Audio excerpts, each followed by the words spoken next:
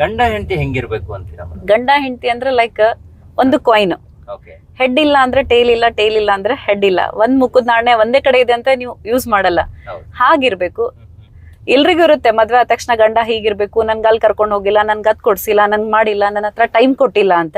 ಅದ್ ಹಾಗೆ ತಿಳ್ಕೊಬಾರ್ದು. ಅದನ್ನಂದ್ರೆ ನಾ ಹೇಳ್ತೀನಲ್ಲ, ಅವ್ರು ನಮ್ ಟೈಮ್ ಕೊಟ್ಟಿಲ್ಲ ಹಾಗೆ ಹೀಗೆ ಅನ್ಕೊಂಡ್ರೆ ಅದ್ ನಾವ್ ಹಾಗೆ ಅನ್ಕೊಂತೀವಿ. ಓಕೆ. ಇಷ್ಟು ಟೈಮ್ ಅವ್ರು ದುಡಿತಿದಾರೆ ಅಂತ ಅನ್ಕೊಂಡ್ರೆ ಅದಕ್ ನಾವು ಅವ್ರಿಗೆ ಸಪೋರ್ಟ್ ಆಗ್ಬೇಕು.